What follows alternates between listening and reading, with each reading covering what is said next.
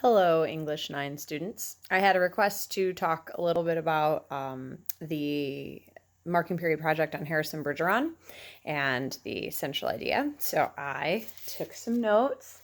Even teachers have to take notes sometimes. And I wanted to just quickly chat about that. And hopefully you guys are all having a great day. It's beautiful outside. So I wouldn't blame you if you're not doing any schoolwork at all today. So let's talk a little bit about the story itself.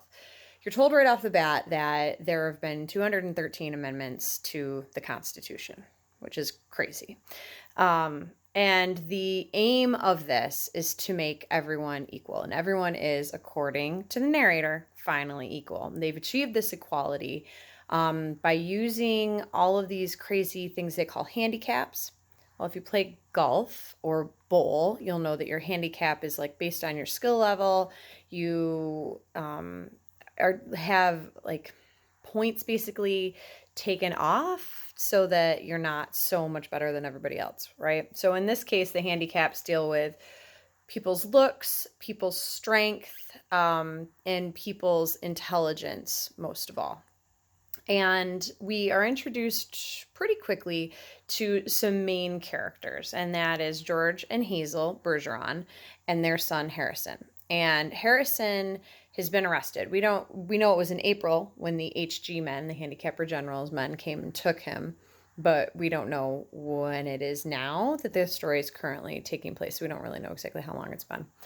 But we're told that George has a couple different kinds of handicaps. He has the radio that interrupts his thinking and keeps him from being able to use his intelligence. We're told that every 20 seconds or so, the government sends these noises out over the radio, and it's really loud and really disruptive and awful. And so he can't think. And he also has weights that he has to wear on his chest that are really heavy because he's stronger than other people. Hazel has no handicaps whatsoever because she is perfectly average intelligence, is what the story tells us. But we would probably think of her as below average nowadays, which tells you that in this society, they've, instead of trying to build everyone up, they've brought everyone down to the same level in as much as they can. And Hazel is so simple that she can't even remember things that you would think anybody would remember, right? And we'll talk more about that. Harrison, we're told, is 14 years old, so he's like similar in age to a lot of you guys. He's a genius, an athlete, and he is under handicapped. And we're told that he's very dangerous. And he's broken out of prison, and they're all looking for him. So in terms of characterization, that's some important stuff to keep in mind. Then you have the story itself, which I'm not going to go into. A lot of it's pretty straightforward. We're told that he breaks into the TV broadcast station and he declares himself Emperor Harrison, this is, and that he demands that one of the ballerinas dance with him, and she's like one of the most beautiful ones there and the most talented, and he dances with her, and it becomes like this amazing experience, and he throws her into the air, and she goes all the way up to the ceiling, which is crazy, right? So that's the next thing I want to talk about. This is an example of something called absurdism. You know the word absurd. It means something that's ridiculous, just unbelievable. And that's what absurdist literature is.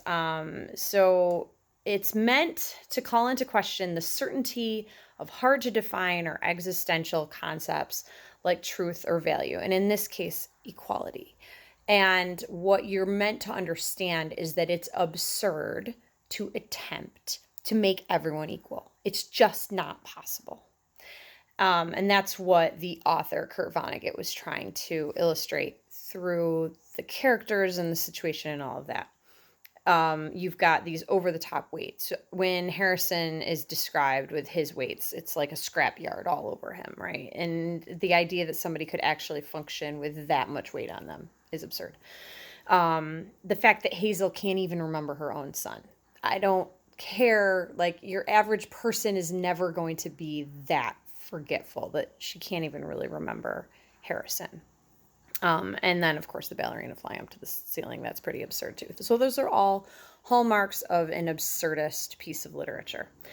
And you should get something out of the story in terms of a central idea that focuses on the fact that you've got this attempt to make everyone completely equal can never happen. That no matter what you do, it is not possible to make everyone completely equal. And it's not desirable either that if you try to make everyone equal, you end up in a society that's basically dystopian.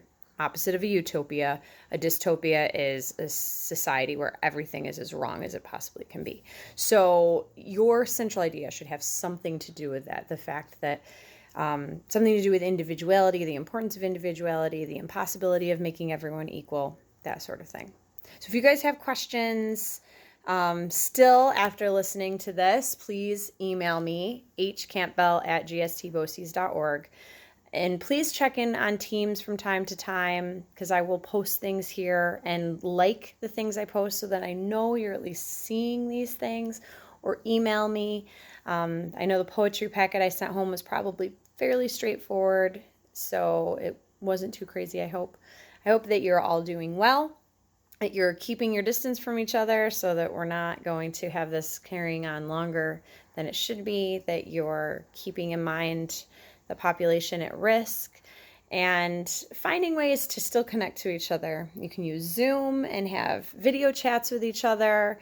I'm going to do that with some of my friends later today, so you don't have to be completely disconnected from the world. I know it's hard, and I really miss being at school with you guys, and I hope that we can all be together again really soon. Take care.